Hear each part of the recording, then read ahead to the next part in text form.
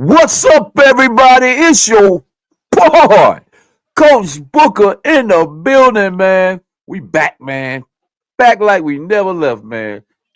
2025, man. First show, man. Happy New Year. If we haven't been able to say that yet, but Happy New Year to everybody, man. To all the fans and all our subscribers and all our followers, man, and everybody who has continued to view our content, man, like our content, share our content, man. It was a great year, 2024, man. We just getting started back 2025, man. It's just a blessing, to be here, man. We back here, my man. It's your boy, Coach What's up, man? in the building, man. We still winging it, man. Still doing it, baby. Yeah, man. 2025, man. God has been great, man. Absolutely. And he got us back on the set, man. Hey, man, But we ain't going nowhere. back on the set, man. Trying to do it, man. Trying to get the message out. Trying to get the word out. Got my man. It's a bird. It's a plane. It's your boy, Chris Hawk. Yes, In sir. the building, man. 2025, back on the lines, man. Yeah. Absolutely. Fellas. Nothing but a blessing, man. Hey, man, before we go Yes, too it is. far, though, congratulations to you, Booker, man. Son jumped in the portal and got picked up, man. And, Oh yeah, I know you got something to Yes, show sir. us. I mean, no. I'm doing it on the line, man. I'm just gonna loosen up a little bit here, man. Yeah, You man. know, check the Hey, brand. man. Yeah, man. Then Congratulations. we get Hawk some stuff on the line. Hawk should have on the line. What's up, man? You don't rep the Man, brand. Hawk got so Oh many, man, so much free gear, man. He probably can't figure it out what to wear. yeah. Yeah, every Power 5 sweatshirt. yeah, man. Hey, man, y'all don't get me started on that, but yeah, man. But anyway, back to the transfer portal type stuff. Yeah, thank you, man. My son was able to find him a new home, and out at Tulsa. He's gonna go to Tulsa and he gonna continue his dream. And like I tell folks, man, hey, Yeah. listen, Good. he's following his dream, man. You move from he been playing D1 football, FCS. Next step, move up to FBS D1, So hey, if that continues, if that trend continues, then maybe, just maybe, we ain't gonna call it too early. He'll just keep moving up that ladder, man. And I 100% support him as long as he's happy, man. And I'm good with The that. next step draft, coach. Huh? The next step is the draft. Hey, man, That boy. we can That's the only. next step. Hey, boy, listen, speaking. we can only hope that Hey, that man, could happen, listen. man. I 100% support it. Of course, man. So we'll see. I just want to see that at the table. That's all. Yeah, me In the too. green room. Just Mhm. let me get in the green room. Boy. I ain't even got to be Oh, on yeah. camera. Get in the green room. Man, God is good, man. And All the time. I always tell my son, man, your life is not your own. Absolutely. None of That's us. right. That's right. Your life is not your own, man. If you see that path, follow that path, man. Walk in your destiny, man, and do all the right things. Do right by folks. You know what I'm saying? And you never know, man, where you're gonna land, man. Just keep doing the right thing. So he's done that. But yeah, man, it's a lot of kids, man. Listen, man. Now listen, I'm trying not to get on this portal stuff. Speak on it. Okay. You know about it. You just experienced. But I have You got experienced. Mhm. I have experienced. What's up? What about it? It's on? Yeah. Um, I have it. I've had a pretty good experience. Mhm. I've learned some things while dealing with the all these offers. Well, my son wasn't a highly recruited high school athlete, to be honest. He Mhm. didn't get recruited. He didn't get recruited a lot out of high school. So I didn't get to experience this whole recruiting thing, and he didn't either.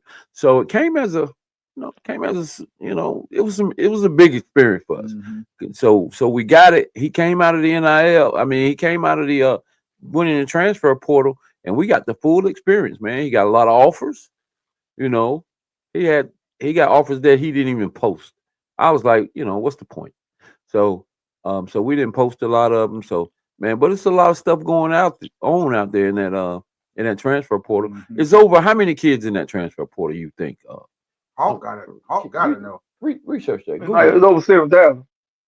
Yeah, yeah. It's Here, over it's over 7,000 kids. 7,000. So Mm-hmm. why? Tell me something. And we're gonna talk about this because we're gonna do a forum. We're gonna do a forum with a panel of people where we can sit down and we can talk about high school athletes who are getting left behind.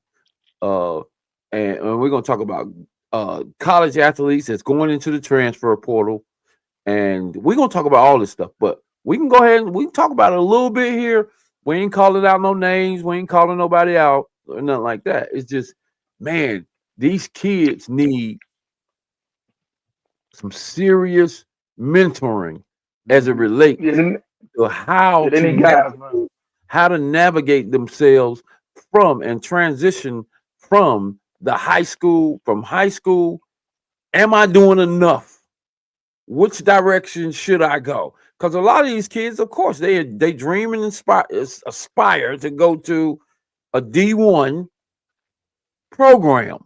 Mhm. But they want to go, they want to go to ACC, they want to go to SEC, they want to go to all these big conferences, Big 12, Big 10, all of that. Hey, man, it's got these guys in these high schools, man, these coaches, man, or whoever that helps these kids, recruiters, you got to keep it real with them. 11,000. You got to look at them point blank range and tell them,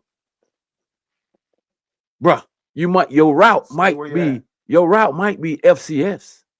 or stay where you at. Us, you know what I'm saying? I'm talking about the high school Oh, athletes, okay. bro.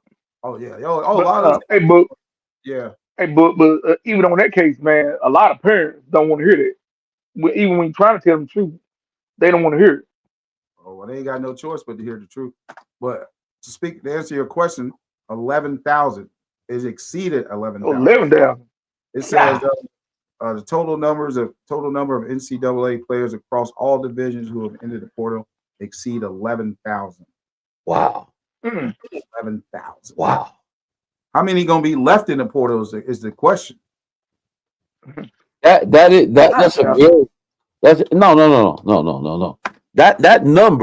That number from what I understand is an ongoing number. Okay, that number is some of them guys has just been sitting in the portal for over a year or so, right? That's okay. Mm-hmm. Yeah, they just their names are just Well, you know what it sitting is, there. Coach. I think it's the delusional thinking that they gonna get rich. Yep. Hey, Top That's 1% of all. every top Yeah. 1% of everything. That's portal You're right, guys. Lindo. Everybody ain't making that big check. well, I'm just trying No. to figure out how does 7,000 kids end up in the transfer portal? 11,000. 11,000, excuse me.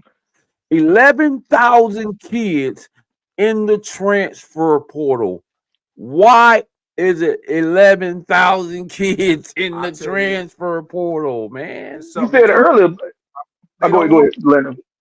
They don't want to compete. Bottom line, they don't want to compete. Everybody wants a handout. I'm not happy here. I'll go here. I'll go. Man, when have you ever, since you've been watching college football your whole life, seen players play for 3 or 4 teams in their college career? This is Right. Like Beck just entered the portal. Georgia's quarterback. this is Yeah. insane. Hey, This is that's what Lindo said is like I say 25%. The other 25% is the kids get kicked off the team. Mm-hmm. Like they right. don't perform, meet the standard, and they treat 'em like coaches, like players treat 'em like a business. They kicking Mm-hmm. them off the team. Yeah, some But kids then are getting. too, Go ahead. I'm sorry. I'm apologize. you hey, check this out. Y'all fellas can attest to this. A lot of kids getting bad advice, man, from handlers, parents, whoever. They getting some bad advice, man. Yeah. Okay. Like Lando, you just said it. Everybody think they're gonna get the bag, and they're not. They're Right.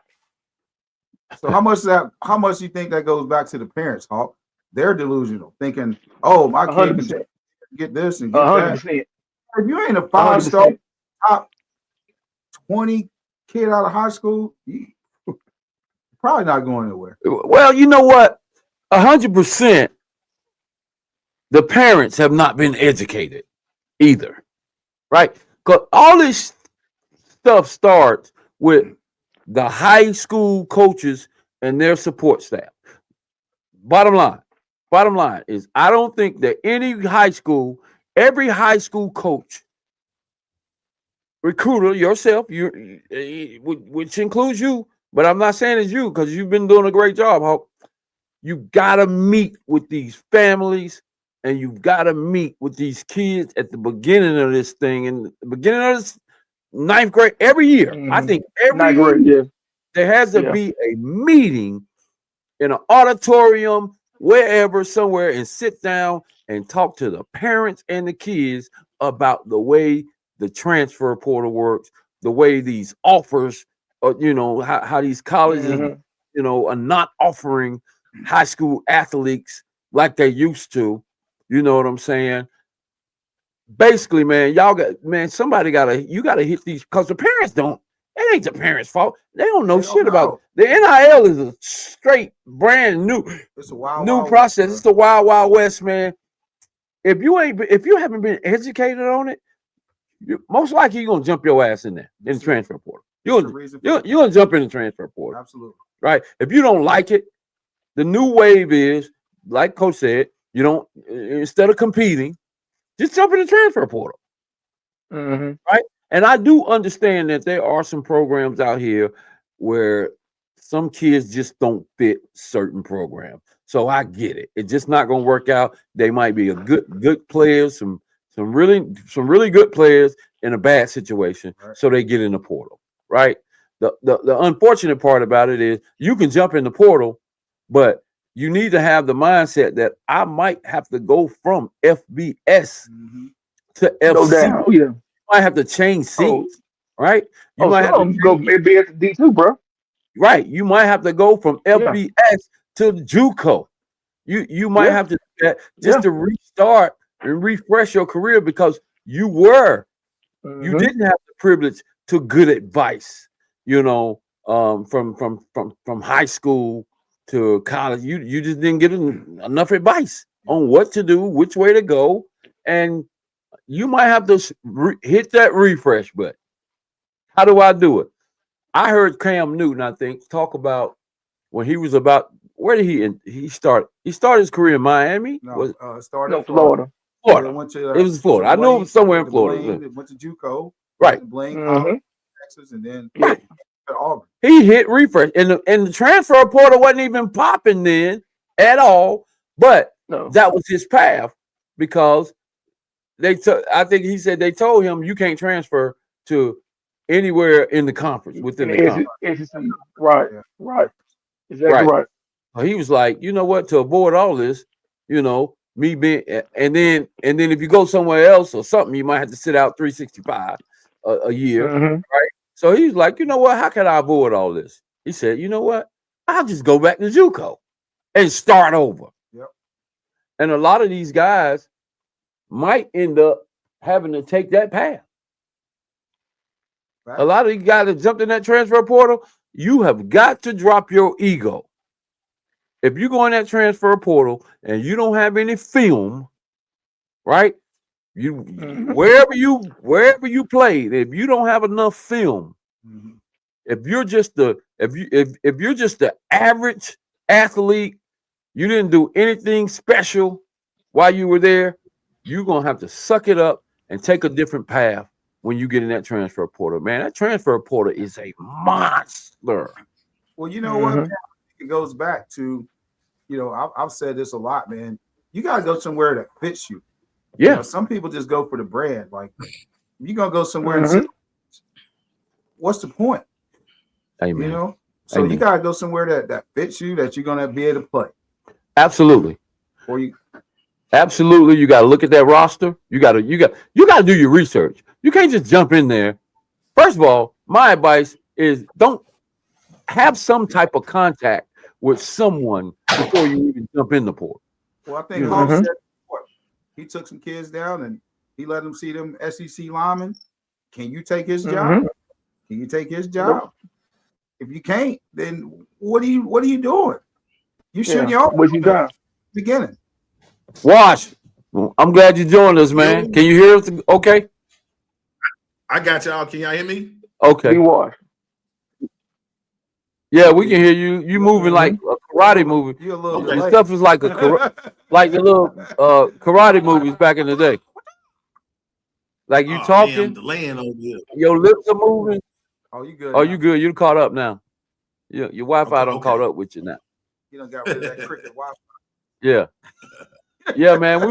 We're just going and diving into that to the world of the transfer portal and high school recruiting and just I think this is always going to be an ongoing conversation with us, man. It's just Yeah, it's that portal because it's something so else, man. relevant. It's so relevant, and I think everyone here cares about these kids, Absolutely. right? Everybody on I can say right now on this set cares about these kids really making it and being and know how to. And the problem is these kids are not being educated on how it worked from ninth grade, 10th grade, all the way through their high school careers to what could potentially happen once you finally get to a university. That's if you get to a university, because you might have to go to a college. Is that how that works? You might have to go to JUCO, you know. Yeah, man. But And they constantly changing the rules. I saw something today. They're saying that they might just do a standardized 5 years, no red shirt, just 5 years. So yeah, when they finally get it streamlined and what they want to do and just have it laid out, this is the process now, and this is what's going to be. Either you got 5 years off the top, or depending on that JUCO ruling, are they still gonna let the kids who in JUCO? Are they still gonna let them 2 years count or don't Nah, count? that clock's not moving now, right? With Nope. JUCOs just past that. Well, they say they was in Right. litigation. They don't know, Mm. So I mean, it's a lot of cases, a lot of yeah, court cases going on out there, which includes for those who don't know, they have NCAA versus they got some the NIL collectives. You got a Mm-hmm. lot of the NCAA versus God darn it. I said I was gonna remember this, the but NIL. yeah, it's relative to uh, uh, um, universities getting awarded money for kids NIL. There's a big court case going on. There's two of them. If Atlas versus NCAA or Allen versus NCAA, that court case is worth millions of dollars, and if they don't win, then they don't get that money. Mm. The universities don't get that money, but the universities are recruiting contingent upon them winning Mm. those court cases. So they bring in kids and say, we'll pay you $300,000, $400,000 before the check clears, before the case is won. They banking on that money is gonna be there, Or but their banking is going to be there. it might not be there, Mm-hmm. and that's not fair because when a kid is looking for that check every month, and if they lose that court battle, then them kids ain't getting that money, honey. Mm-hmm. They ain't gonna get that money. And then now you done promised the kid a meal, 2 meal, whatever, 500,000. Now you saying, we ain't gonna be able to make that payment. They ain't gonna be able to cut the check. They better make sure that Now you got some disgruntled, you got some disgruntled kids who came to your university because they thought they was getting a big payday. And they may be some productive, and they could very well be some productive athletes. They might be some dogs that legitimately came and they difference makers. But if you don't win that court case, if the court rules against the NCAA loses, then who's gonna pay them? Mm. They can. It's two court cases, very big. I wish I had it because we running around doing basketball games tonight.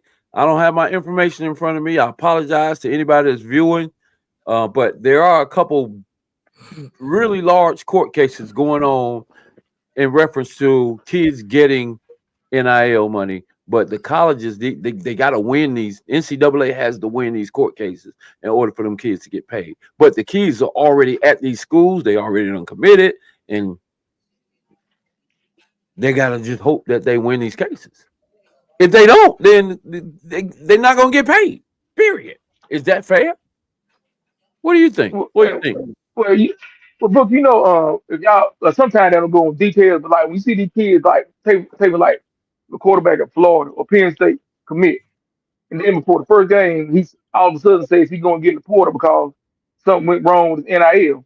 That's Yeah. what you're talking about right there. That money that was promised, whatever, ain't come through. So now they freed out of that letter of intent. Yeah. But did So that money it's going on now. because he didn't have So his now, contract together? Did he not have his I think, contract right? Twin, I think that's Was they don't go in details about it, but I think that's what it is. I Okay. think they didn't do the right you stuff. gotta have I'm it in gonna help paper, y'all. legally in paper. I'm gonna You help gotta y'all have out a it. little Yeah. bit on that too. I'm gonna help y'all out a little bit that I've learned just from reading online, reading about some of the cases that's going on out here. All right. So when you get the NIL, when they say, okay, we want little buddy to come, we gonna pay you $300,000, right? All right, and them kids and they parents, if they have a parent supporting them, all they see is $300,000. We're gonna pay you $300,000 to come to our university, right? Yeah, kids see them numbers, they like, oh shit, I'm dead broke. My people broke 300,000. I'm coming. So guess what they do? Uh-huh. Just give me a pen and it's boom. And the coach is going to tell you whatever you want to hear. All right. All right. So every contract, if it's not a legal binding contract, understand what I'm saying now? Legal binding contract. That means that university is legally and lawfully have to pay you the money that they say that's on that paper, right? You sign it. The problem is a lot of these contracts says non-binding contract. Mm-hmm. Do you think the kid read that shit? Oh, they didn't read No. It's a non-binding contract. This is a non-binding agreement. They didn't. It's a handshake deal, basically. Thank you. And Thank that's at you. the top. That might be at the top of the contract. At the bottom of the contract, it says we're gonna pay you up to. Repeat that again now, so these parents Understand it. the wording. Repeat that again. Well, that's Philando. Up Up to means to you. What does that mean? Up A to dollar, $300,000. Mm-hmm. space. So- You got to play a certain amount, percentage of plays. You got to have a certain level of performance. There's a lot of intangibles that go into that, agreement. Right. That's But when they say Absolutely. that means So it from says up to. So I don't have to pay you. I can pay you $10,000 Mhm. of that 300,000. because you said Am I up to. right? If you say up to, Right. right? Up to, I can pay. I pay you up. That's just like you go in the store and you about to think you about to get 50% off. But we didn't read. It's up to Right. 50% off. Well, you can even look on some of these jobs. Hiring and salary can be Yep. up to. Right. So that means there's an entry level. Unfortunately. Yep. Unfortunately, Somebody who can our really- people ain't reading that shit. All right. And now you about to get bamboozled and hoodwinked is because all you see is the number. Yep. That's all you see. You don't see up to, and you don't see this is a non-binding contract. There's two things that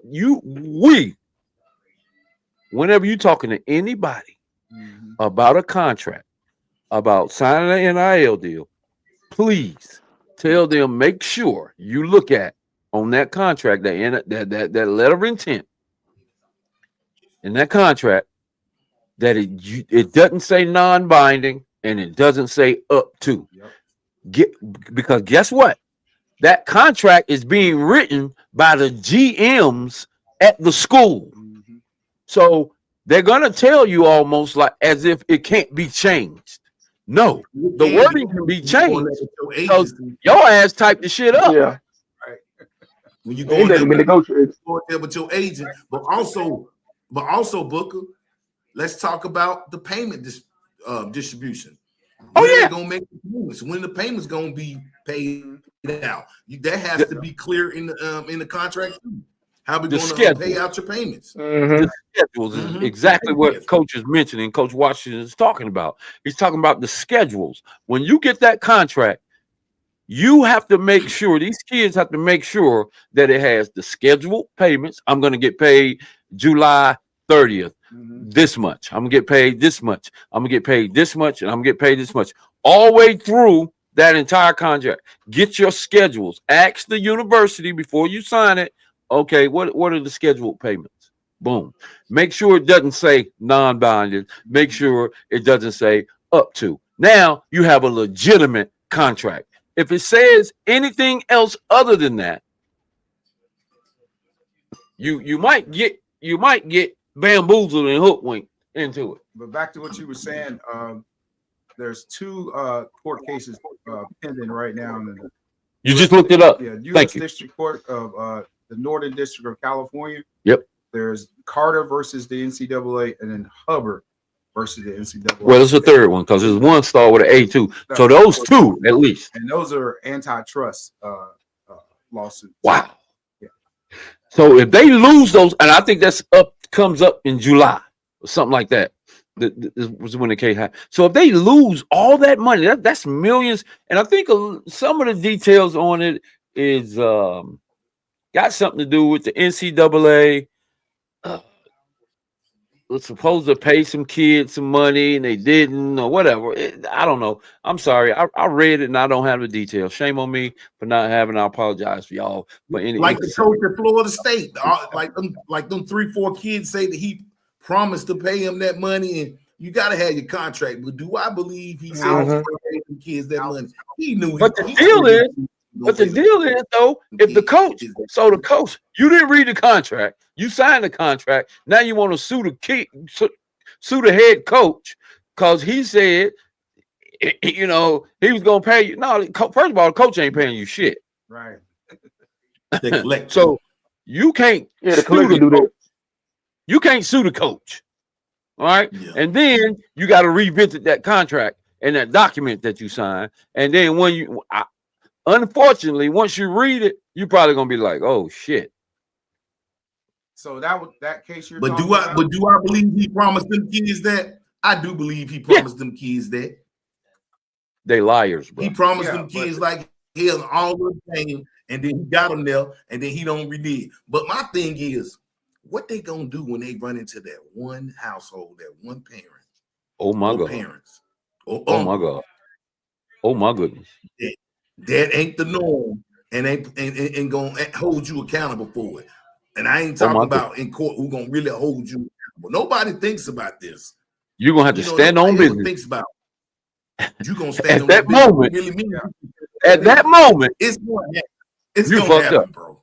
It's gonna happen. At that moment, you're gonna realize that the uncle ain't playing no game. And he just pulled up in your office, and this is little buddy from South Florida, broke. Right. He ain't never had nothing, and when you showed him that 250, 300,000, right, that's what he was banking on. Oh, but that case you're talking about is Alston versus. There you go. That's the other one. Basically, dealing with restrictions, providing college athletes with non-cash compensations for academic related purposes such as computers and internship, which the NCAA maintains to prevent the appearance that the student athletes were being paid to play or treated as professional athletes. Yeah, man. They promised these kids so much money. Now they're being sued. Man, I'm telling you, it's a lot. I don't know all the legalities and all the details on it, so I can't really speak on that. All I know is there's cases out here. Oh yeah, definitely. Agent contracts need to be looked at as well. Oh, certainly, George. I'm glad you brought that up. How much are they getting I'm from these glad kids? you brought that up. Now look at this. How much are they getting from these kids? Because NFL agents do 3 to 6%. I think it's 5 to 6%. Right. How much? Right. Stay between. And the deal on that is is simply this, right? The NFL, which is sanctioned, they got regulations. NCAA, I mean NFL, NBA. They have regulations. You can't jump in. You can't come in the Yeah. NFL or the You gotta be NBA. certified. You got to have all your credentials, gotta right? get You gotta all be certified. No, you gotta And be certified. it's 2 to 3%. George said 2 to 3. I've heard 3 to 6, Mm-hmm. but somewhere along those lines, right? Right. So let me see. Somewhere along those lines. Well, in the Wild Wild West, the the NIL and the NIL in the Wild Wild West, it ain't no damn regulations. right. So now you Mm. get these independent agents that jump in there. That's been and they're just, oh yeah, I'll help little Clark Right. get a yeah. Let me represent Clark. Yeah. And Mm-hmm. I'm not gonna say everything all bad about these guys because all they're doing is taking advantage of an opportunity Absolutely. to get paid. And it don't take much to Right. become an agent. And there's nothing wrong with there you go. We're gonna talk about that 2 o'clock, and you spot on that. So Mm-hmm. so these independent agents jump in, they jumping in to an opportunity. Like it's how many kids in the transfer portal? Over 11,000. 11,000 kids, uneducated, not very well versed in how this shit Mm-hmm. works. So the parents are not educated and not very well versed Mhm. in how it works. So now as an agent, I'm just jumping in. I'm like, shit, I'm this they is get? Yeah. What throw they something get? in What they small. Mm-hmm. get? 8 to 15%. no, they're getting No, that's about 15 to no, 20. they're getting 10 to 20% of whatever that contract says. Little For Johnny that kid. getting 100,000. They gonna hit him for about 10,000 to 20,000, 10 to Let him get 20,000. Yes. let, And then Yes. hold on. For doing nothing. He got and then 10. at the end of the He year got he got to pay taxes taxes on it. too. So he gonna walk away Mm-hmm. about 40, So he got to pay taxes too. Depends on what yeah, state he in. and, walk away about 40 grand. and Miss Booker says the athletes have to provide a service in exchange for the money they receive. It can't just be based on athletic abilities. Mm. What do y'all think about that? Mm. What service do they list? I Right. don't know. That's what I'm The saying. athletes have to provide a service, which is Probably to play. No, she's saying provide a service in exchange for the money. That means to me, that means that they statement playing means they got to football. go out and perform. Absolutely. They got to go play. It can't just be based on their athletic ability. Oh, so you're gonna have to explain that a little bit, sweetie, He said, sweetie. because yeah, because Mhm. I'm thinking that She- maybe like you know my wife has experienced this shit, so she understands that they want their money even if the school doesn't pay. Absolutely, George. They want their damn money. They want their money. Hey man, Oh, listen, so bro. this is the agency saying, regardless if you get that money from the school, we still need that 10-20%. We represented you. Well, how did you we got represent no me? money to pay. Well, you know Now, what? I'm putting that in my contract too. If I okay. don't get my money, you ain't getting yours. No, and Everything sometimes goes. the agents set their contracts up to where if you don't watch it, they'll set the contracts up to where when your kid gets awarded that money from the collectives, let's say he gets $100,000. We're just using that for example. You sign that contract with that agent, right?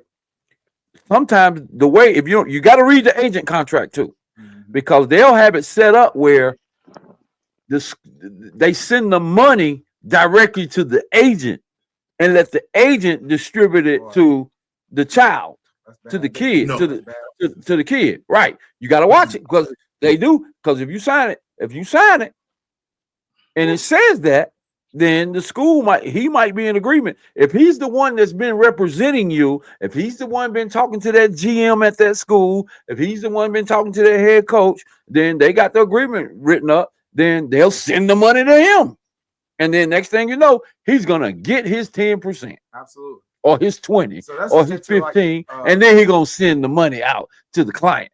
No, hell no, we ain't doing none of that. so that's basically like power of attorney, essentially. Yeah, we ain't doing none of that, bro. He get his first, then he distributes it. Mhm. Yeah, Oh, I ain't That's never crazy.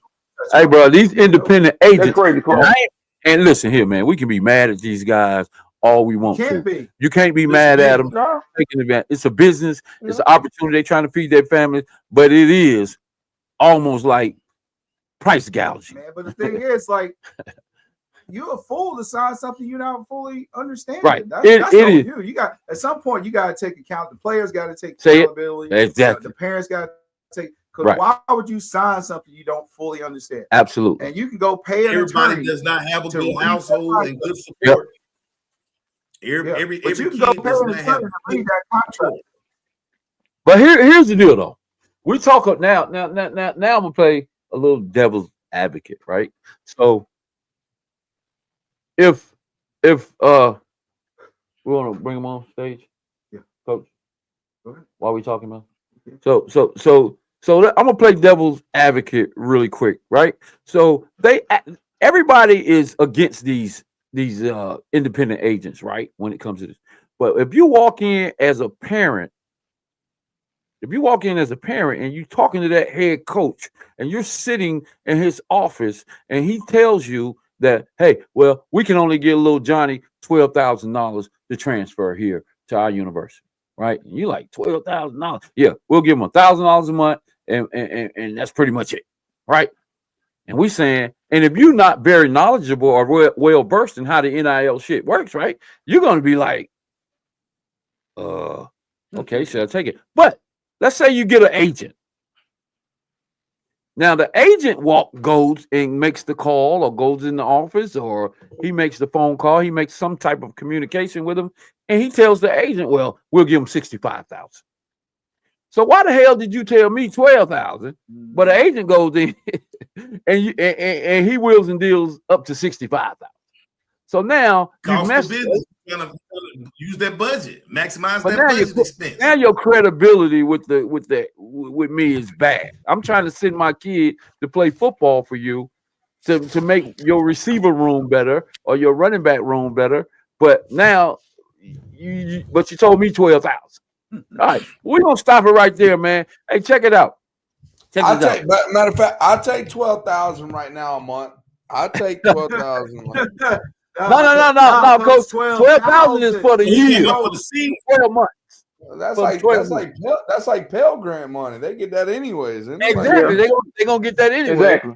You know, and Right. these guys, they sitting to me, they gonna get that money to what the need is, and I get it. If they didn't win, if they didn't win last year, and they need O line, D line, and that's where they knew they were weak, they gonna hold that bag for them guys, right? They gonna try to sign them guys. I wish I was a part of this conversation earlier, and I left the middle school game. But this seems like some really good talking right now. I want to jump. What's up with the Hawks? He don't have an iPhone. Like, forgive him, everybody. Like, great. The guy's got unbelievable knowledge, but he just hasn't got up to the the AI technology of life. He's a caveman. I mean, this tough time. Okay, try to pay. How can you be a hawk? Now, the hawk usually flies high. Good, man. What are you doing? He got a buzzard phone. He ain't got no hawk. Wingspan. Yeah, he got to have a different wingspan. Come on now. Yeah. Who is this? I might change over when my upgrade come around. Coach, who's this dude with the red shirt on? Who's this guy? He looked familiar. Hey man. Who is that? Hey man. Hey, look. I heard he a pretty iconic guy, and I mean, he's a pretty iconic guy that I know. Hey, welcome to the show, though, Coach Griner, man. Welcome and congratulations, of course. Yes, and I know you've heard that. Congratulations, man. And it's a pleasure having you.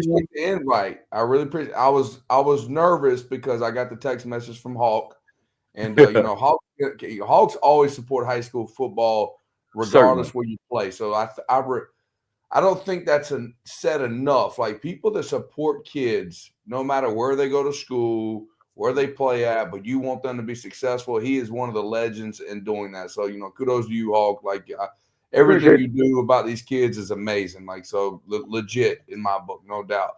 But all these shows, everything we do for high school sports and different things, there's so many people that try to compete with each other. It's all good. This is all good for student athletes. It's perfect. Like, we all need to be, brotherly love in this deal. So Absolutely. Excited to be Absolutely. here. Really am. Yeah, and the only reason we do this show, man, is because guys ourselves, little older guys. I mean, I know some of y'all guys still look good, but I am calling you older. But these guys have a lot of knowledge and a lot of experience, and they got a love. Before you came here, I was giving them their flowers about how much they care about the kids, and they care about the kids on every level, the youth level, middle school, high school level. So you're exactly right, man. Everybody on here has a really good passion about themselves when it comes to kids elevating their careers and things like that. So yeah. But let's talk about you though. Let's Oh talk about what goodness. you've done. And I've just been observing from afar, and I watch you go to Harding and do what you did. Hey man, listen, you to me, and I'm gonna let these other guys speak. You've gone into some communities that was much needed, some much needed with some good alumni support, community support. Hardin High School, who was in the mud, like they say, get it out. They needed to get out of the mud.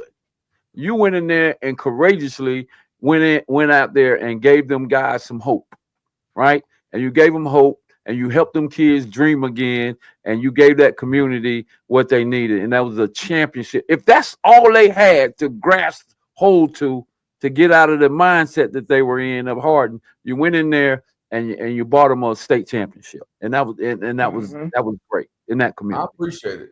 I And appreciate then it. guess what It you was not did? And easy. then It and let me wasn't that finish. wasn't I'm gonna easy. finish I'm giving gonna you your flowers. I'm gonna finish giving you your flowers, and then I'm gonna jump on you. okay, okay. So listen. Woo. Then you know what you did? You did it all over again, and that's the courageous part and the resilient part. You went into another neighborhood, much needed, that was in the mud, Right down 85. right in the heart of the city, West Charlotte, big alumni community. You know, a Huge. lot happens over there, a lot of love over there, and you did it all over again, man. And to me, there's some guys around here that has won some championships. Now, this is just me talking. But when a guy goes into the neighborhoods that you went into in the, and done what you've done, I commend you, man. And I look at you, I look at you differently. I don't care about anybody else's perception but my reality is this guy went into some damn neighborhoods, bro, and he bought some love and some much needed love, man. And congratulations again. I'm Coach Booker, man. I know you probably don't even know who the hell I am, but I'm Coach Booker, man. And I'm deep in the community as well. So congratulations, Coach, man. And we glad to have you, man, on the show. I appreciate it, man. That was a pretty high. I need like a little hype video like that. I need to put that on my Instagram, give me some Yeah. followers. That was nice. He said, "Get some followers." Yeah. Well, you said it correctly though. Perception of me, like a lot of people, if you really don't know who I am, I can come across arrogantly to people. I'm a very confident individual. You got to believe in what you do, or you're not going to be successful. But last time I checked, if you are successful in this game, you're going to have people hate on you more than they love you. At the Oh end yeah. of the day, Oh I'm yeah. not looking for either one. I'm here for the players. So the guys that I coach, I want them to believe in me because I believe in them. And that's the key. When you grasp that, like when you go into the neighborhoods, like you're saying, and you build a relationship and you build a bond with them. I mean, you look at my hair, everybody like, the white dude with dreads, what's he doing? Well, they act like I'm just doing it because I'm trying to be cool. It ain't that. I make a deal with my team. When I go to West Charlotte, there's a guy named Josh Mahatha, great athlete, good football player, played basketball, won a state championship. Yeah. And I told him, I said, look, man, I'm a guy that my wife wants me to have like a tapered up, nice look, low cut. And I want my wife to be happy. So I was like, I'm going to grow my hair out because I know it's going to be a struggle for a while. And just letting you know, I'm going to go through the struggle until we get there because my wife wants me to cut my hair, but I ain't going to cut it. And he's like, Coach, I could care less if you cut your hair or not. If you with us, you're going to dread it. And I was like, Right. whoa. I was like, I don't know if mine can do that. And he's like, oh, we got some people who can take care of that. And so, won the state championship. I could cut my hair. Now it gets to the point where like my players, we built a good bond. They're like, Coach, I don't know, you might look like a chump. You cut your hair right now. Like, Right. let's keep it a little longer. And my wife was like, yeah, it's growing on me a little bit. So I was like, okay, well, maybe we'll keep it, just a little longer. And so that's the bond, like little joking around. Those X's and O's about Absolutely. kids in the college. There's a lot of things that go into the fold. But if you don't have a personable relationship with your players and they can trust me, they can ask me like legit questions about life, faith. If you don't have that and you just have a sports relationship with them, you're not going to be successful in these Absolutely. neighborhood situations. It's not going to happen. And they got to be able to trust me. We don't do it. Like I tell everybody, like God has placed me in areas where I didn't know. Like I told you, I did not apply. So little story behind Harding, just to kind of know, I actually was the defense coordinator at Vance. It's my first gig that I got to be, somewhat of a guy that makes decisions. Like I built the defense over there, and we were able to beat like Mallet Creek on this run to go to the semifinals to play Butler. We beat Marquise Williams 10-7. Everybody don't remember that game, but that was my first big stage of really calling plays and making decisions, and we beat them 10-7. Now everybody's like, well, Marquise Williams was injured a little bit. I said, he still played, and them boys were pretty big. And the last time I checked, and the people don't realize this, that in that game, Vance, our quarterback, threw 5 interceptions that game, and we still won 10-7. So that was my, I can do this. I had a belief in myself. Then I was like, you know what? I do have a gift. I do know ball enough where I can do the X's and O's part, but it's not about that. It's about the relationships. It's about the other things to build something. So in the meantime, that season goes away. They get a new head coach. And this is when Vance is transitioning. This is right before Brand comes. Okay, so there's this Keith Wilkes situation coming there, and I think he won a state championship before, but it wasn't quite the right fit. And when he got there, me and him didn't see eye to eye on everything, which is fine. I thought he was a good coach, but that happens in life. My daughter's born. Okay, my wife works retail, and I go there always talking about faith, family, football, and I mean that. And I told the staff, I said, guys, I ain't gonna be able to coordinate next year. I'll be around when I can. But I was like, I got to get this dad thing right. I was like, I got to make sure, my first daughter, my wife, I don't want her to divorce me, the whole deal. I got to make sure I do this right. And so I get a letter in the mail, I get an email. And this is how I go to Harding. I get an email, and it says I've been displaced. Basically, like my new job is going to be at Harding University High School. And I was like, at the time, Harding was, it was a dumpster fire. It was for sure. The last time they played Garins beat them. So that's where they were at that time. It was in the mud. And then so I go there, and I told you, I didn't apply. God placed me in a situation. I'm thinking my goodness. Well, in the meantime, before all this happening, my old head coach at Olympic, and I'm gonna tell you just how the transition, how my mindset, how things have happened. So it's not really me. It's just God's work through me in a way. I'm just a small tool in it, but I want y'all to see how this stuff has happened. And I don't really talk about these stories, not to the paper or anything. So I feel personal here with you guys and want to tell you about it. So what happens is Barry Shuford coached me in high school, and Mike Newsom and those guys, and Steve Shaughnessy at Butler High School. So I'm a Charlotte guy. I grew up Charlotte through the CMS system, and I appreciate it. That's where I was built. I want to be a part of it. And at the time, Barry Shuford says, I lived right beside Olympic. I live over there by them outlet malls at the time. And they said, you're going to coach football with us. I told them the same thing. I was like, I can't coach advanced. They displaced me over to Harding, it looks like. He says, you're going to coach with us. I said, Coach, I can't coach. I ain't got no time. I got to get the dad thing right. And Shuford did something. He's like, look, I believe in you. I'm not asking you to be here every day. I need you to be here on game nights, install, help out our young DC, install some stuff. And I need you to be here one day a week, build a bondship. Just try to be here, and I'll get you a stipend. I said, all right, I'll try to work that out just to be a part of the game. But it did something to me.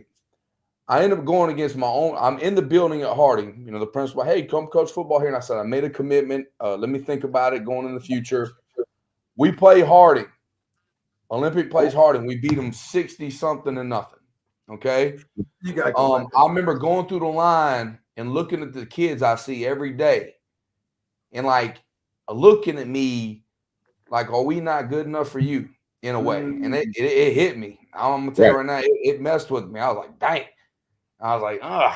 So I'm there. This is going on to year 3. So the following year, I was like, I'm not helping out Olympic no more. I'm not going to do these guys. I end up doing Coach Akins, great basketball coach over there. He says, look, will you just work with my right moves for youth? So I coach basketball first, and we won a championship basketball. So technically, I got 3, baby. Right moves for youth, championship, and football one. So you a little brag there.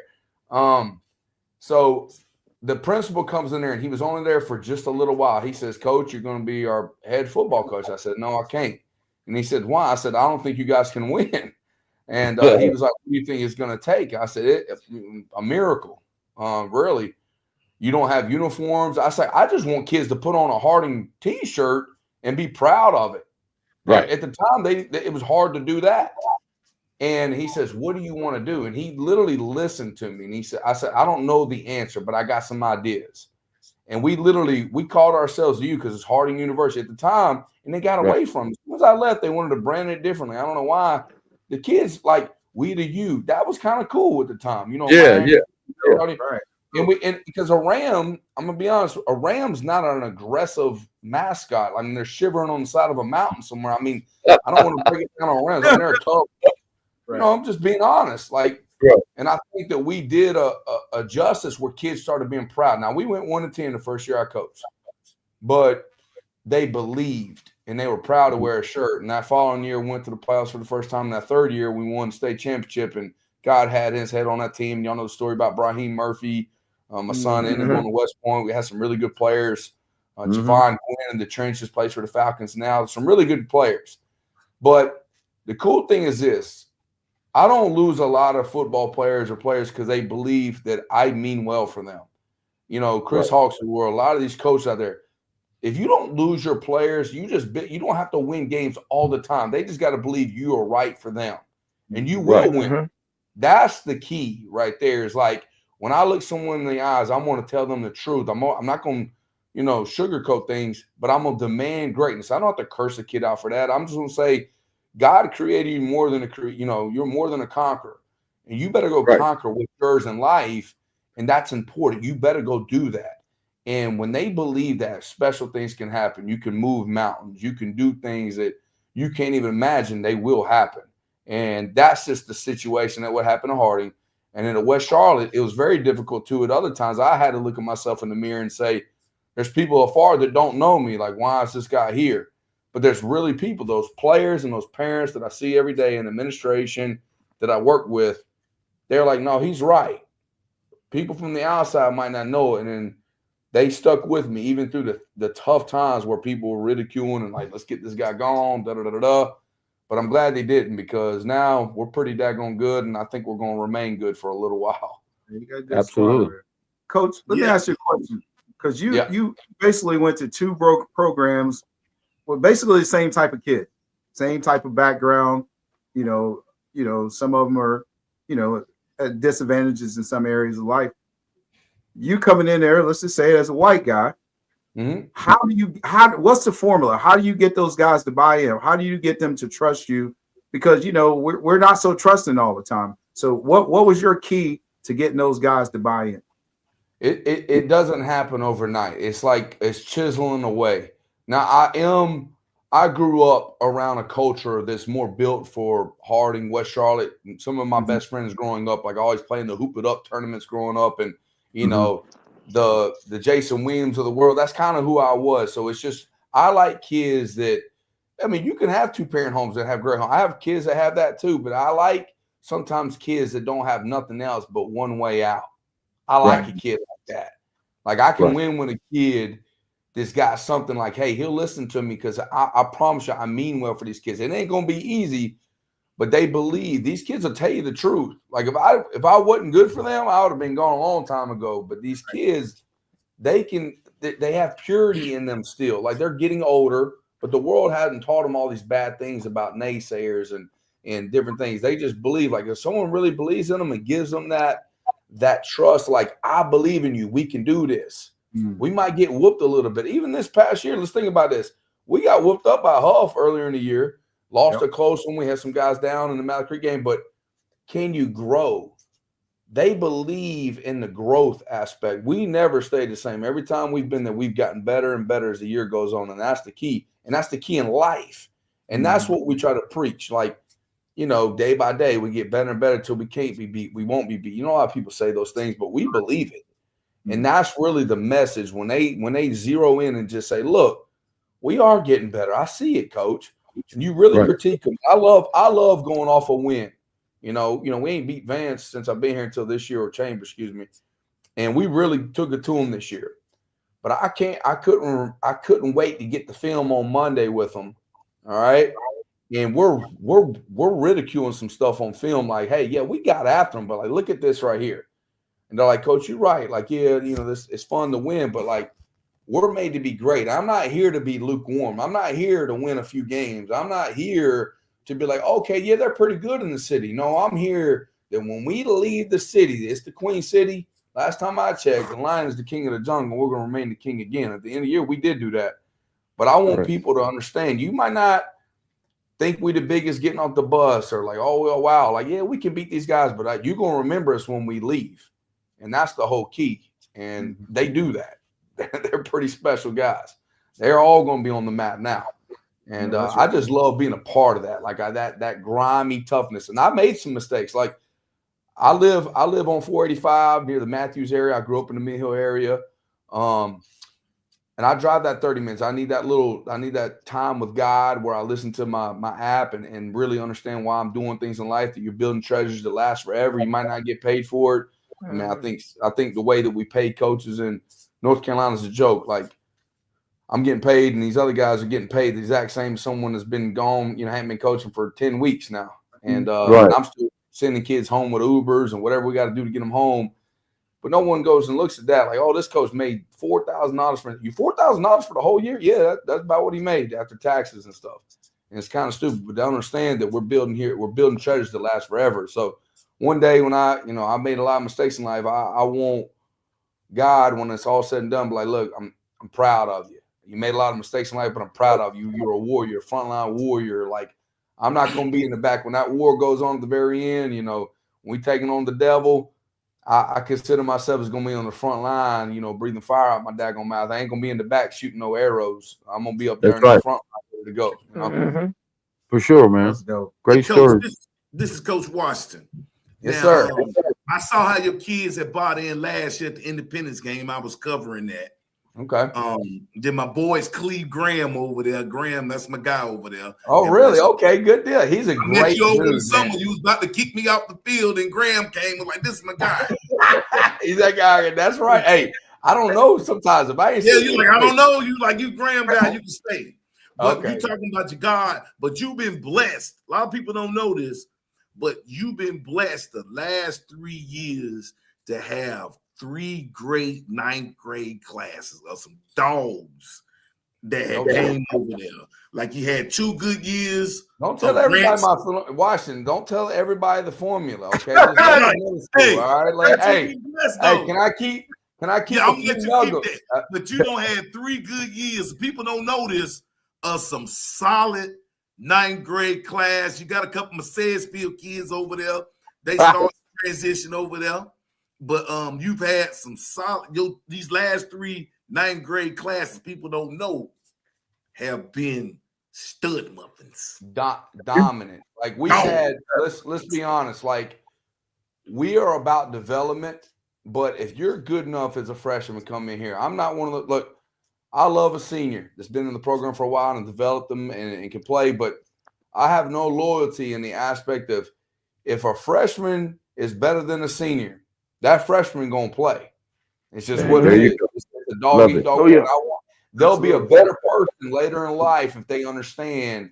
If they're not better than someone, they better get better or their job is going to be gone. And we've had 3 freshmen start this year on a state championship team. We had Jamil Watson, going to be a great player, came, from the Ranson community, and he's going to be a phenomenal player, playing linebacker. Michael Walker, dominant, going to be a big-time guy. We had a 13-year-old. No one knows this. Kid came from Africa a few years ago. Literally 13 years old, started at center for us this year. 13 years old. starting at center. Awesome. So those ninth grade classes, and then the 27 class, the Davion Jones, the Jamari Yep. Nichols, MVP. These Yes, guys are sir. getting big time Division I offers. It's about that youth. You got to go. Look, I used to love the aspect. Everybody thinks, we're recruiting these people recruit. No, we're not. Listen, when you recruit, you go to a middle school game and you tell them about the program and you believe in them. Like, Boy, you go in there, like, you can come to our school as a ninth grader. We got an IB program for you, and we got a great education program. We got a brand new school. Come be a part of this. I got a great relationship with the basketball staff. I mean, there's a lot of staffs out there that like you to playing football or basketball. You come to West Charlotte, you can play both. We'll work it out. We'll find a way. You got a AAU tournament. It's going to correlate with a practice here. As long as we are about communication, we figure things out. I want you to be the athlete you can be and grow. And I think those things are important. And it's the relationships that we have at West Charlotte and being able to do those things. Like you said, we were able to get these ninth grade classes that have been unreal good. And they don't know how good they're going to be until you see them become seniors next year. That first one we got, that 26 class, it's going to be seniors next year. So it's going to be pretty cool to see. That's awesome. So Coach, you're only as good as those guys that walk the sideline with you, and that's grinding it with you, man. And them coordinators, your coordinators, and your support staff around you, man. Anybody you want to shout out right now? Just shout them all out if you want to. Guys, I mean, the whole Those staff. are your guys, I think. That's the key. Like you're saying, that I got a couple knocks on myself that people think I do too much or something like that. Well, is coach going through this? No, I have a staff that helps me be better than I can be because they understand roles. They help us. We take ideas. We sharpen each other. You won't believe this, and I think that all high school coaches should do. You do your own thing. Most coaches meet on the weekend. I don't meet on the weekends. I believe that you need to be with your family. I plan on being here longer than most teams. We're going to play through the playoffs. I don't want you to get drained and get frustrated by the end of the season. I got a staff that doesn't question those things. I've been to places that why don't we meet on Sundays just for a couple hours? Coach, I can make a phone call to you. We have huddle. We have certain things. I pay you we pay you less than $2,000 for the whole season. Enjoy your family. Watch your film when you get chances on the weekend. We're going to come up with a game plan together. When we meet on Monday, right before we go into the film, it's a long season. We can do it. They all understand those things. I've had a guy that's really young, Coach Williams, my defense coordinator, first year coaching as a coordinator, called the defense this year. Runs a system that we've built for a long time, but he has taken ownership of it and just blew everybody away in the playoffs defensively. Just amazing. Just had his baby boy. He's got a daughter less than 3 years old, and just had a brand new son that was born in December, and was able to coach and still do this. So it's just kudos to him. Little John had a baby too just recently. Well, guess what? If I'm meeting with these guys 4 or 5 hours, those wives that they have are going to question me a little bit. Hey, you made $2,000 for the whole year. Do you have to meet to be successful? I'm telling you out there, coaches, you do not. You can do your job and meet and talk to each other, use your phones, but you need to understand the importance of family and balance to appreciate the football aspect. And our coaches do a great job of that. Randy Long, O-line coach. You got to have a great O-line guy, right? Randy Long's been coaching high school football, 2 national championships at Elon as a player. Never won a state championship as a head coach or assistant coach until now. One of the best coaches there is. Coaches our O-line. We talk probably every day for an hour, even after the season. Still, I love he'll tell me about his, bird hunting with his dogs every day. And then he'll go into, hey, let's think about this 2 and 3 play, how we can adjust it. It's just the love to be around each other and the relationships. If you don't have that with your coach, you see them sometimes more in your family, and you need to have a good bond. And I got some unbelievable coaches. I could go down a list. Everyone matters. I have one more highlight. Chris Bullard, played for me last year. Always talked to him. He could have probably played college football, but he wanted to be an elevator technician. He already knew what he wanted to do. Like, Coach, this is a good avenue for me. I want to do this, but I want to coach football one day. He's always one of my intelligent football players, wasn't gigantic. He says, I want to help coach one day. He did all the pre-works. He was our JV D-line coach. He had a great equipment manager that he had a role to play. He was a huge factor in the Hickory game. You're talking about a young kid that just played last year as a player. Okay. Right. Now, one of the first times I ever got my first job, I wanted to go back at Butler, but sometimes they look at you as you're a player still. They don't believe what you say. He made some decisions and helped us out in the Hickory game, and we believe him enough to listen. We didn't got to go with it all the time, but we listened, and it mattered, and it helped us win in the Hickory game. So we have guys across the board like that, and it's a family. I want all those guys to be head coaches if they want to be. They could be. But they don't want to go nowhere right now. We got too much of fun of being together, and we're going to be good for a long time. And it's cool to know that everybody's coming back. That's really cool. So we're not losing any coaches right now. That's awesome. That's awesome. I'm sorry I talk a lot, guys. I get hyped and I get excited. Nah, that's cool. We love that on this show. That's what this is all about. Conversation. Yeah. We've had some guys on here that, and we want you to talk, about those experiences. And sounds great. Before you got on, we were talking about how important is it when a ninth grader when a ninth grader comes to you, how do you set the tone with these kids as it relates to this NIL stuff? This as it relates to NIL and even offers, even down to getting offers. Sometimes those offers are good and some of them are non-committable. And how do you get that message out and educate not just the kid, but even the parents who are very who are not well versed in how this whole journey works? How do you get? When do you have that meeting with these guys, and how does that work for you? You kind of prep it at the beginning of the year, and it's an ongoing process because it changes weekly. Okay, now I have a rule of thumb. Okay, I have a way of looking at it that I always like to tell people. Like, if you want to be a power four, because not power five anymore, power four player, there's 3 things you got to have. Okay, and everybody thinks this. I'm just honest with you. I'm a big education guy. I grew up in education. I mean, I'm a teacher. But believe it or not, I mean, you got to have the grades to get there. But it's not the number one factor. Okay? Right. I hate to say it. It's not the number one factor. The number one factor is God-given. It's the eye test. I hate to say it sometimes. Like, I've seen players that can't play a daggone lick, but you 6'4", look pretty daggone good. They're going to find a way. They don't believe the high school coach. No way that high school coach is coaching them. We going to make them that guy. And I got a guy that's 5'10", a dude. Everybody you say that he plays against is a dude. Hey, that guy's a dude. But they're going to take that 6'4" dude every single time, because I can justify giving a scholarship to a 6'4" guy even if he doesn't work out. And normally he doesn't work out. So the eye test is rule number 1. I tell the parents, like, that's God-given. But you need to sleep at night. What do all these kids have right now? Phone, right? Yep. And if I'm up at 2 a.m. consistently, I'm not going to grow. I might lose that extra inch the guy was supposed to plan for me to get or had on that plan. And that's where they're losing sight of the nutrition aspect. You got to educate that nutrition daily.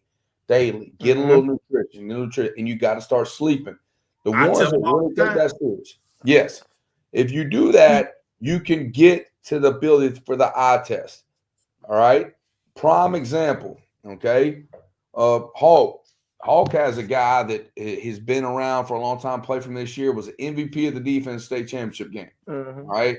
Noah Collins. Noah Collins is a thick kid. He worked out. He did everything he could. God gave him. Noah is not nowhere near 6 foot tall.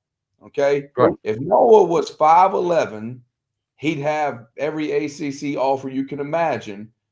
But I try to tell him and explain to him, you have opportunities to go to school. I played Division II football. I played professional football after that. It doesn't matter where you start, is where you finish sometimes. And you got an opportunity where some people don't. He was the MVP of the state championship. He's been playing well for a long time, but God didn't bless him with 6 foot tall. Right. But telling him and him looking him in the eye and telling him the truth. Look, you got an opportunity. You're going to do it. Now, someone might come into the fold and just try to swoop him up like an A&T at the end. I hope that something happens because he can play. All right. But the eye test is still the most important thing. So you got to tell those parents things like, yeah, your kid's been all conference 3 years, but the kid that doesn't play quite as well as your son is 6'2", he might get that opportunity, but you got to be happy for that kid, and your son or, daughter, if it's another sport, will have an opportunity. So that's number one, eye test. The next one is, can you play? And that's where, Noah Collins and those guys come into the fold, where if you play and you really play consistently, it's consistent tape out there of you being a hustler. You're a dog. You play your craft, okay? You're going to get an opportunity, but it might be D2. It might be, but sometimes they take chances with that. But with the transfer portal, more likely you might drop down to a D2 and you're going to have to work your way up and prove yourself for the year at a D2, and then you could transfer again, okay? Right. The last one is the education, but it's still important, and I'm going to tell you why. We have some kids that are really good football players. We got a Rakim Finch that has like a 3.7, 3.8 GPA. When you start getting your education to a point where it's a different level, when I'm talking about Ivy League level, if you didn't play football, so there's some parents education only, you're wrong. It's got to be a student athlete. If I'm a 3.5, 3.6 kid, all right, and I'm just a student and I want to go, like I have dreams and ambitions to go to Duke and I want to go to, Wake Forest, or I want to go to an Ivy League school, Harvard. I want to go to, a Navy or academy somewhere. You won't get in with that 3.5. They're dime a dozen then. But if you're a pretty good football player, all right, you're pretty good another athlete, and you've really worked on that education, you've opened up a door that some of the other kids can't get to, and it opens up a different realm. And you got to explain that level to the parents, like, I think this kid has this ability, but they're not like the freshmen and sophomores that were the Penn States and Ohio State you're coming in and offering right now. They want to make sure you get to your junior year and see those transcripts really pack in, and like you have a base that you're up there, like this kid, education is really important. There's a different window that they can go into. So there's all these different levels that you're constantly talking about. And the key is just having open relationships with these parents and players to let them know and being honest with them. I mean, I can't create the magic dust and make it happen, but I can fight for you. And I think we do a really good job of like talking about what they really do well. And those opportunities, fortunately, do come for a lot of our guys because we figure out what avenue they can take and do those things. So that's a little bit of a nutshell right there. Yeah, Coach, let me ask you a question. Just watching again. Yes, sir. You had, I think it was yesterday or the other 2 days ago, I think you had Texas A&M over there. Yep. Was it who else? It wasn't. It was another. We had Texas A&M. We had Ohio State came through. Yep. What I really like to highlight too. I've probably seen 25 coaches this week. Okay, so there's a lot of schools coming in, and they're going to continue to come in from Appalachian State to an academy. We had Columbia, the Ivy League, come in. From all races. Okay. What I really love is when you got the John C. Smith, it's right down the street. They don't take it for granted. The head coach walks in the door. I appreciate when a head coach comes in our building. I'm going to highlight that. We're going to tweet that out. We're going to get that picture out because they work hard and they only got small windows where they can come. You get a head coach, and everybody gets their assistant coach. We want those guys to come in too. When a head coach comes in, I document it. I document when a head coach comes in our building or comes to a game because something matters in our program that they like our type of kids. Mm-hmm. There's a different like, oh, we're not just recruiting them. We want them. We're going to fight for them. I've documented this over the years while I've been coaching. You know who's come to see me the most out of all the coaches in the nation? Number 2, and he's only been there for a little while, is John C. Smith. He says he's going to put a flag. I don't care if I'm D2, and I've heard his message. He says, look, I hope all you guys go D1. And if it don't work out, you got a home here. I've heard him talk about it. Flowers does a phenomenal job, and he's resurrected that program over there. Respect the heck out of that. He's number 2 on my list, and he's only been there for a few years, but I've seen him in our building or at a game 5 times. That's a lot for a head coach. The number 1 guy that I've seen the most is Dave Dorn. gets ridiculed all the time. He is a blue-collar head coach at NC State, and I shout that guy out because he's been to 8 times at a school, either visitor or at a game, and that's hard for a head coach to do. How many times have I seen Dabo Swinney? And I love my dad went to Clemson. You know how many times Dabo Swinney's been in my building? None. What about Bill? Bill Belichick. And I called him out on Charlotte Observer the other day. I think the world of Bill Belichick and the aspects of his brain. Okay. And I know that he's probably thinking on a whole level. Like he's saying, I'm really going to attack the 26s that we want to go at. And most of our big time guys are 27s, 28s. We got KD Cotton. KD Cotton's a 26. But KD Cotton, one of the best football players you'll ever see, ever in high school. 3-time captain, will be a 4-time captain, was a captain his freshman year. A definition of a football player, okay? Yep. But when a Bill Belichick goes to Providence Day, okay, he goes to Weddington. Nice. All right. And I love these coaches. Don't get me wrong. No disrespect to Chad Greer, Weddington guys, Huff. I'm friends with those guys. They're like some of my closest friends in the coaching world. And they ain't telling Bill Belichick not to come to West Charlotte. But when you go there, and you skip over the Kings of the City, last time I checked, we're the ones that won. I don't care what division it is, whatever. We won. Right. We got dudes. That's a fact. But you don't do that. I'm going to highlight when Dave Dorn comes to see me the next day, and you don't. I don't forget those things. And when you want to fight for a kid that you're going to want, he might be at 27, 28, and you might say, KD, all right, he's 5'9.25". I need that guy to be 5'11". But when that guy whoops your tail for 3 years across the way at NC State or Duke or something like that, I'm just going to let you know you can't build inside a human being. You can't. They got something that lives inside them that can't be coached or taught. Yeah. It was there from birth, and I love them dudes. I love them Noahs. I love them KDs. Give me them dudes. You can win championships with those dudes, no doubt. Coach, we've seen Booker and I have had the pleasure of watching KD grow up in our Betty Sports Saints organization. His dad coached with us for years. Yeah, we've been saying that since that boy was 6, 7 years old. He's gonna be a guy, man. There's something different about him. He just got a different. He's got a high football IQ, which is the key to it all, in my opinion. You can have all the ability in the world, but if you don't understand the game, it's going to be a struggle for you. So let me ask you this, Coach. One thing you said about KD, one thing, IQ unbelievable. What my favorite thing, if you played him in Tiddlywinks, he's going to fight you to the death to win in Tiddlywinks. Like he is different in all those aspects. My favorite thing about him, though, and leadership qualities, all this stuff, through the roof. I love looking at a dude that's got scholarships, got all these things, but he's looking, what's the one thing I can improve next? Like, as good as he is, he already knows, like, Coach, I gotta tweak this to be next level to do this. If I want to play professional football one day, he's playing chess while most people play checkers. Right. Okay. He's thinking multiple moves ahead, and that's what separates him really right there. Sorry, you keep going, my bad. No.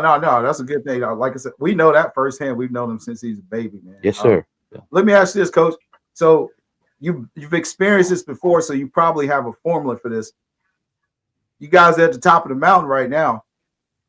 How do you get those guys to bring them back down and redo it all over again? Because it's hard to come to the mountaintop, because every time you go to top of one mountain, you got to start at the bottom of another, right? So what's for getting those guys to buy back in and hey, all right, we've celebrated it. Now let's move on. Do it all over again. Right. And that's the part you're saying right there is this, like, that's the hardest part right now. And if we were a coach-led team, like if I just led the team, it was just me, we wouldn't be as successful as we are. But the player-led team that we have, they do a lot of things. I'm not saying they need a little bit of guidance here and there, but like they really push each other. Like, we're not having practice right now, and we have 20 kids. We go home right now. Go home. Like, seriously, go home. Let's make sure that the semester's about to end. Let's make sure these grades. If you got an 87, can we get to the 90? If you got the 79, we got to get that 80. That's what you need to be focused on right now. So you got to reel them in on that aspect. But they're so ready to go work out right now after school. And I said, listen, I'm like I told you with my coaches. Yeah, I'd love to meet 3 and 4 hours if it made sense. Trust the process of what we do. Okay. It's not about right now. It's for the later. You got to map out the plan. We're going to start back up 1st of February after school and hit it hardcore. And it's going to translate and work with the track team. We got some new track guys here that are doing a great job, and they're going to build these guys on a different level. Some of the other things that we have in place, we have affiliation with Camp Hustle that they do one of the best. They were new and up and coming 2 or 3 years ago. They're one of the best ones in the nation. They can rival because they built it from within and a little bit of outsiding parts. But they're going to be one of the best 7-on-7 teams in the entire nation. They'll be top 10 this year. And so you have those guys working skill levels. We have a great relationship with Trench Corp. Trench Corp uses our facilities. That's the big boy group. So there's things that they do and that they do that just, make sure their skill development is getting there and doing what we're supposed to do. But that you come into that weight room starting February when we start killing it a little bit, it's a hazard because it's slippery.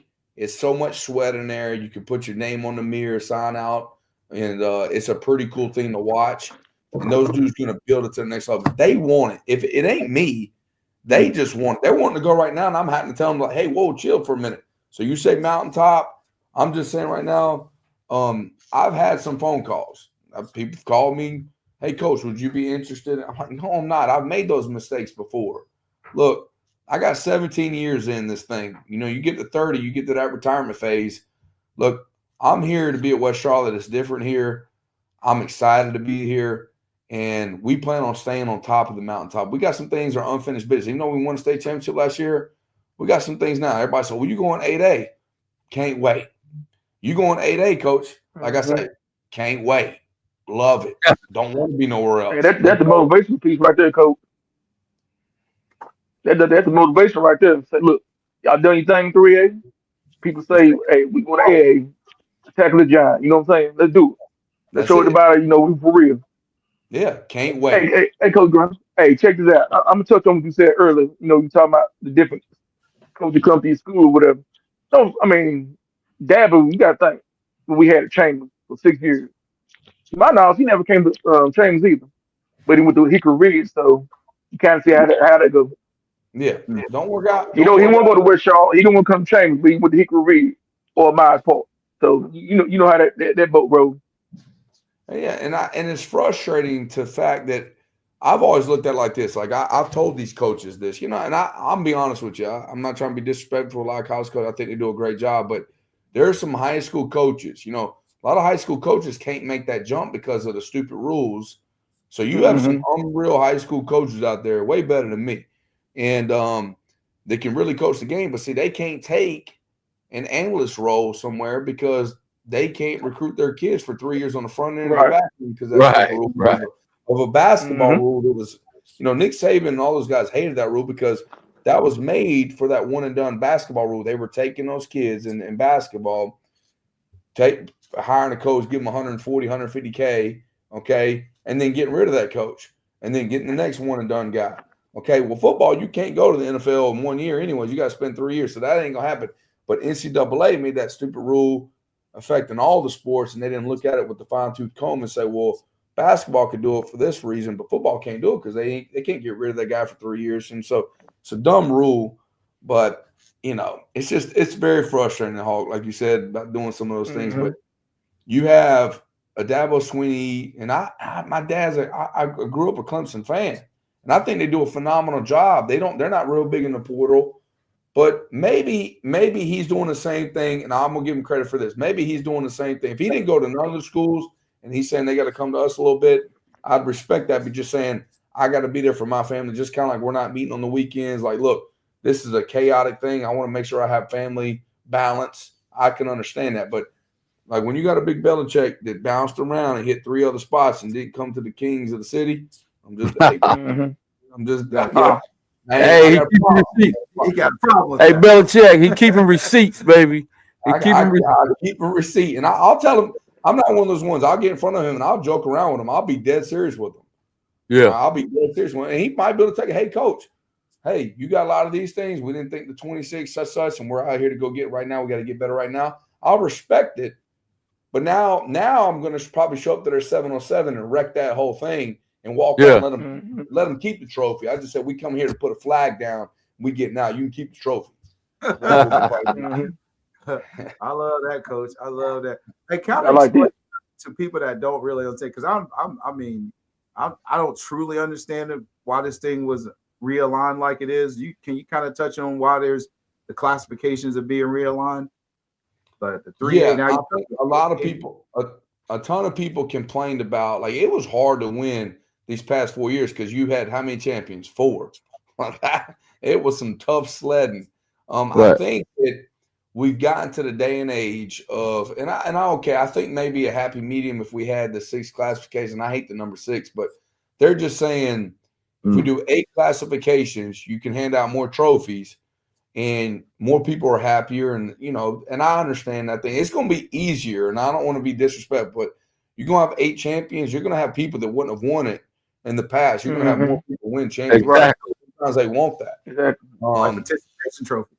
No doubt. And I'm saying, like, the win is you're still going to win, but it's going to have a little bit of an asterisk by it instead of 4 championships in the past. And that's what everybody says. Like, oh, y'all going to 8A? I'm like, guys, we just won 3A.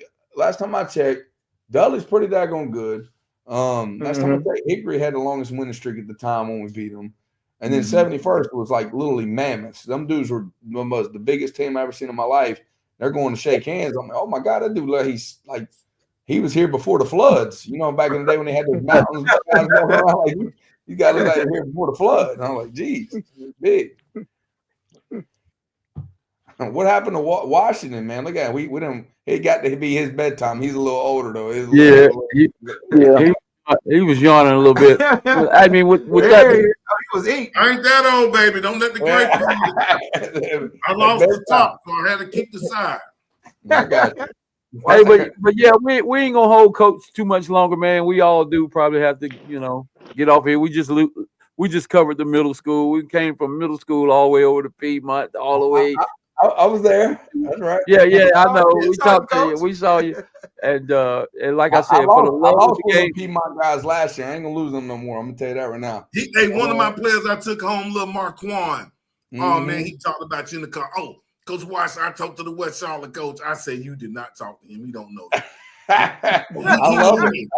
Come play. Oh, West man, Charlotte. he talked about that. He made his day. I tell you one kid I wouldn't let it get away from me if he's on that radar. That's that Mason kid. I gotta have that one. They're coming to West Charlotte. They're coming to West Charlotte. Yes, sir. Yes, sir. We are. They could probably play for us still. They're good. Yeah, and Coach, it's good to see guys like yourself. You could be anywhere else, like you said, home with your family, and for you to be out in the community at a middle school basketball game. I mean, I just found out today that you were a basketball guy. Let them stay home. I don't look. So, but that's super important to see guys like yourself, big influencers and coaches and stuff and mentors that get out in the community and let these young guys see your face. It's super big in middle school. A lot of these guys, like you said, they're staying home and good. Stay at home. Hey, let Coach Grinder eat. If that's what y'all want to do, let me eat. I don't see my feeder. I don't see my feeder program at football or basketball games. You don't see your feeder program? Yeah. Hey, feed in. I don't see who we feed into. They'll never come holler at us. Maybe you need to start feeding in the West Charlotte a little bit more. Hey, we started this year. That's right. You did. Yeah. We got some kids over there now. So maybe I just send a little bit more over there.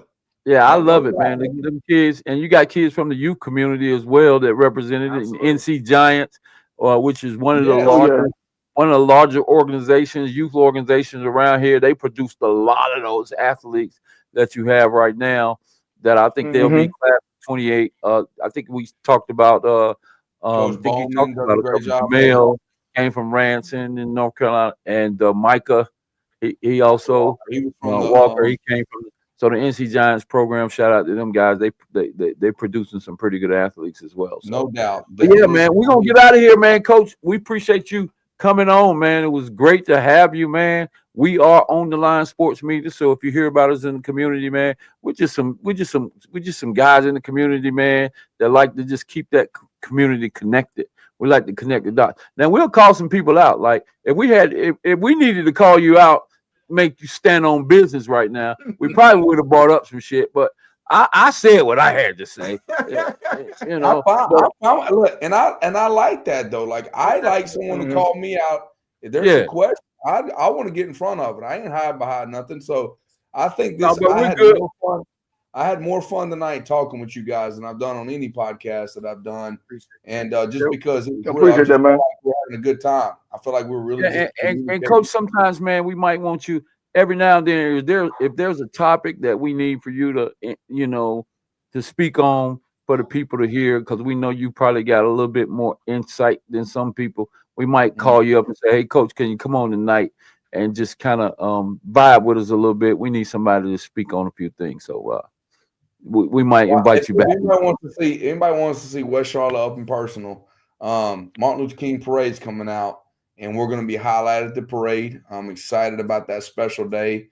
We represent that at our school a great deal, and so my principal and I and our team's going to get to be an opportunity to be in that parade, and I'm excited about that. So that'd be cool. Come out there in the city and check that out. Oh, that's real cool, man. That's good, man. We appreciate you coming on, Coach, man. And good luck, man. On your journey over at West, man. Congratulations. Hey, we'll get you an iPhone, Hawk. We'll get you one going, man. I promise soon. All right, man. I look forward to it. Yeah, man. That was cool, man. Coach Griner, man. Yeah, man. He told some stories, man. He's good guy, bro. There's some storytellers out here and some guys that had some experiences, and he's one of them, man. They got some pretty good stories. One other guy that I talked to, another coach that I talked to that I really loved having him on here was Coach Hales. Oh yeah, that was a great when we talked to him, he's kind of similar with the energy and the real guys and the passion, the passion that he speak of about his journey and how he got there and where he plans to go. And yeah, I like talking to those guys, man. So yeah. Good. So what's the game of the week next week? Well, the game of the week was this week, Sedgefield and Piedmont. Which was it? How did Sedgefield do? How did Sedgefield do out there, Washington? It was a good game. Today, hey, we lost. We cut it. Hey, we was cutting it down. They kept the lead. They was killing us with that as they broke the press. Too many bad. Y'all that break that they killed our fresh break, bro. Yeah. They killed us today, like 20 points off that. Yeah, too many fast break points, man. That's where y'all lost the game. Fast break points. Y'all could not get back on defense, bro. That was killed. Y'all could not. Them boys was not running back on defense. Not like get your ass back. And that's what happened. Now, so anybody watching, don't think you just gonna run up on. No, man. No. But tonight we did not get back on defense. And another thing is, and when nobody was shooting the ball. Everybody was going taking a high percentage shots, which is cool. Nothing wrong with taking a high percentage shot, but sometimes usually y'all got a couple of guys on y'all team. You would think they were sharpshooters, but they was trying to get to the basket a lot. So, but you know what?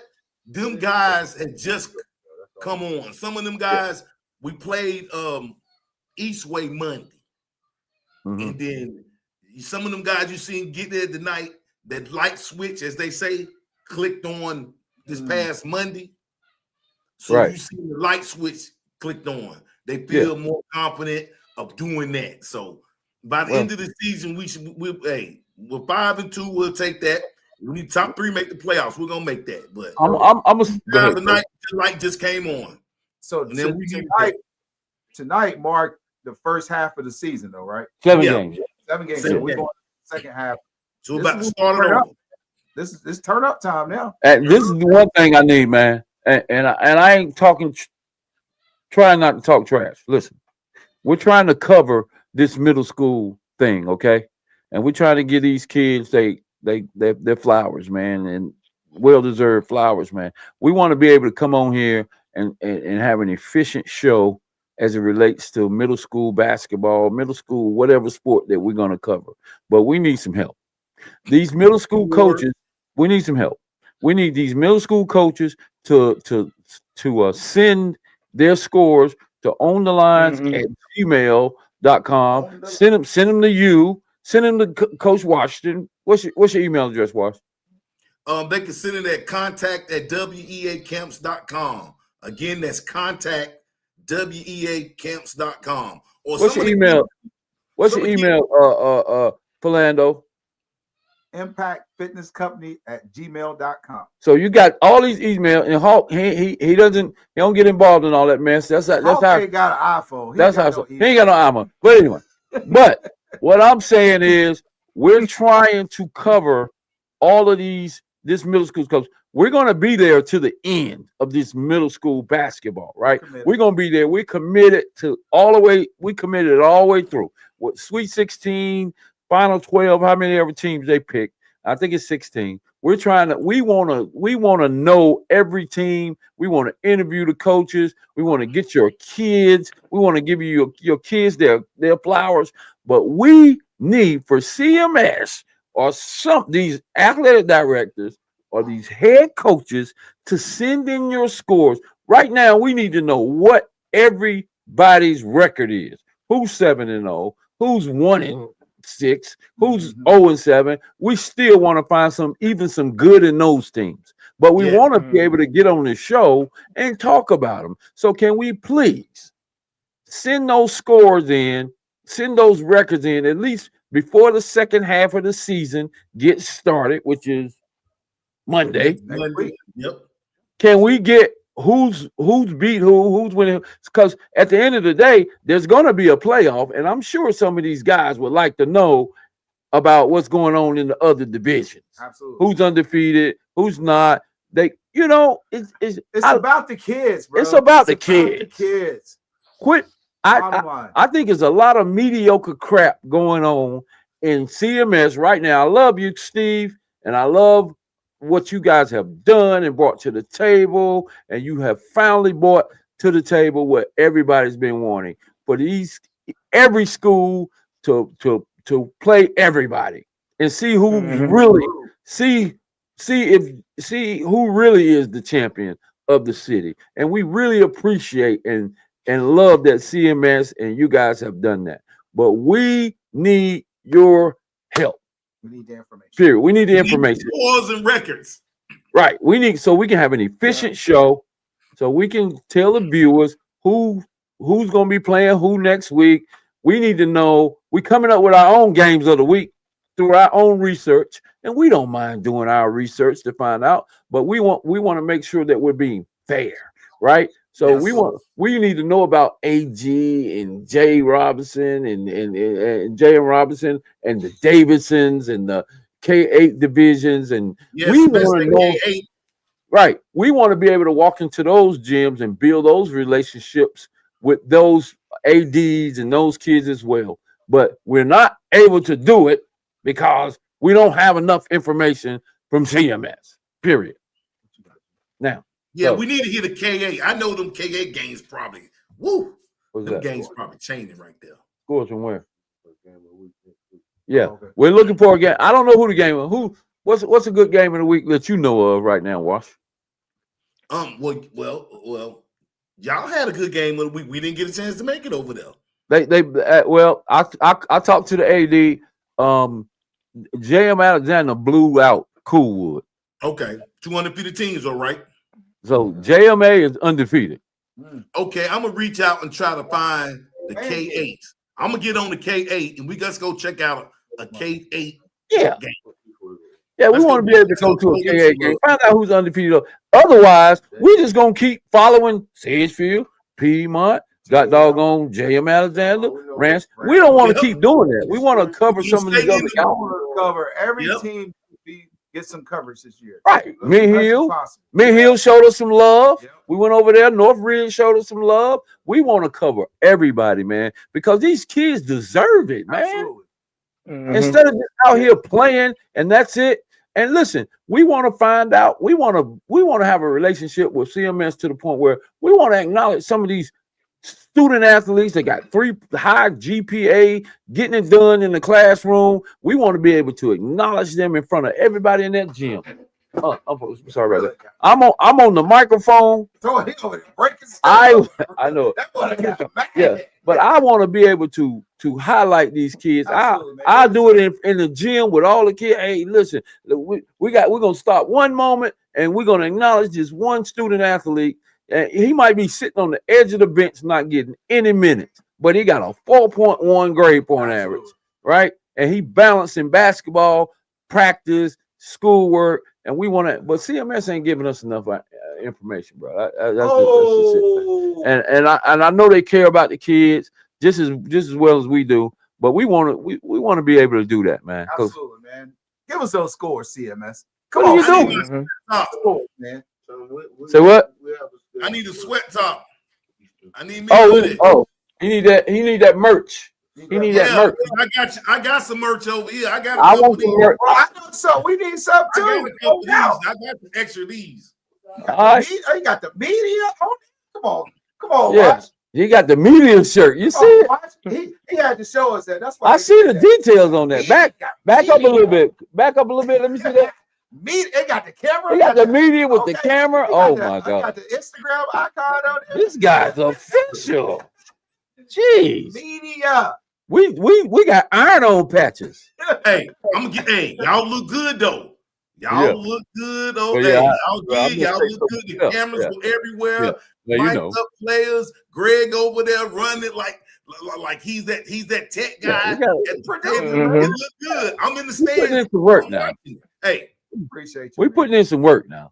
This thing it's gonna do what it do. But you know what? Thanks to y'all guys, man. You know what I'm saying? You guys take the time out to rock with us, man. You darn right. We need to put an OnDaLines shirt on you, man. If that's what you want. We should be able to promote WEA, and all of us have on the WEA and Absolutely, Impact man. Culture, the podcast, and all that. We got speaking love of on Impact Culture, the podcast, man. We're going to kick off this season Monday night, man. Men's Club Monday. I need all you guys on there. I got some hot topics we're going to discuss, man. I'm kicking off a 5-part series called Breaking the Silence. It's addressing men, you know. Okay. We go through on a day-to-day basis in our marriages, in our careers, raising children, just everything, our health care, our mental health, everything, man. We're going to cover that, man. We're going to have some great roundtable discussion, man. I got some very qualified professionals come on here and answer these questions, man. I just did a interview with a doctor, neurosurgeon. We're gonna premiere that on Monday. So I need you guys on there, man. I need your support. What time? So here, man, and because look, man, we all go through something, but let's go through it together, man, and find a solution because none of us need to be alone, bro. For sure. What time, Claude? I'm sorry. What time you gonna do it? What time you gonna do it? About 8:30 Monday night. I'll send y'all in. Okay. Yeah, we're gonna man, it's gonna be nice. It's gonna be a nice run, man. But once again, man, for sure though, I'm gonna reach out to some K-9 schools. Yeah. And I'm gonna get some schedules, and I'm gonna ask for some schedules and all that, and then who's the hot team? What's the game we gonna pull up? Yeah, let's get this done, man. We appreciate it, man. And hey, everybody go get you some sleep, man. Get that Friday in. I guess it's gonna snow. Who knows? I don't know. Man. I'm at the house, so I'm ready to go, baby. I ain't gotta go nowhere. I got my sticks. I'm about to get on one now. I know that. Burn it down, baby. All right, man. Love y'all boys. Hey, y'all be good now. Hey, y'all did a great job tonight, man. I appreciate y'all covering. Y'all did, man. Always. Appreciate you, man. All right, big dog. Yes, sir.